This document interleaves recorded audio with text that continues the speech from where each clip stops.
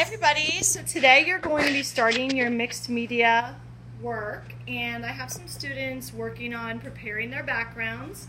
They are using watercolor paint, and as you can see here, the background was wet first, and what's going on is mixing wet onto wet because you end up having some beautiful tones.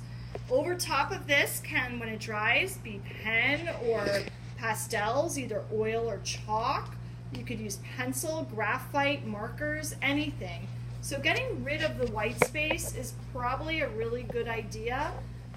Over here we have a student practicing on scrap paper first to figure out what colors she wants.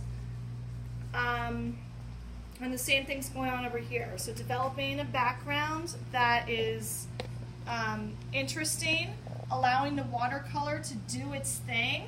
If you do decide to paint the background with watercolor, please know you cannot control everything that happens. You have to be intuitive. You have to feel it as it goes and make decisions as you're working. And you can see, you know, how the colors bleed together, that's the only way to really work.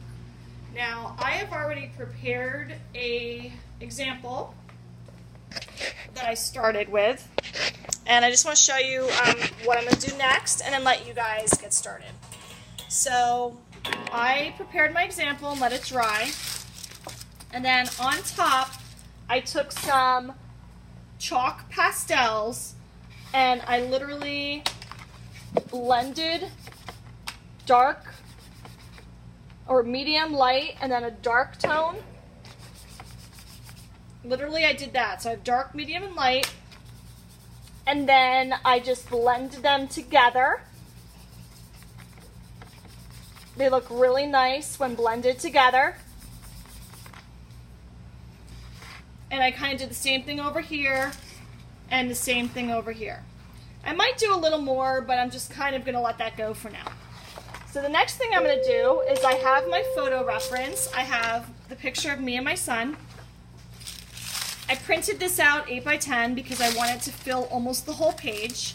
And remember, my object is the bird, and I spent a lot of time doing the visual journaling as you guys did, the same exact way. And I think I'm going to be putting that bird in the background and intertwined and layered over top. So we're going to just see how that goes, but I know for now I wanted to have a really nice portrait of my son and I. So the way I'm going to get this image onto the backdrop is I'm going to use an image transfer. I'm going to put a sheet of paper of, what's this called, graphite paper, and I'm centering my image where I want it to be, and I'm going to just simply trace over it. So this is going to take a little bit of time, so I'm actually going to pause the video and then there'll be like a part 2. But I'm just going to literally trace over that, and then we'll go from there.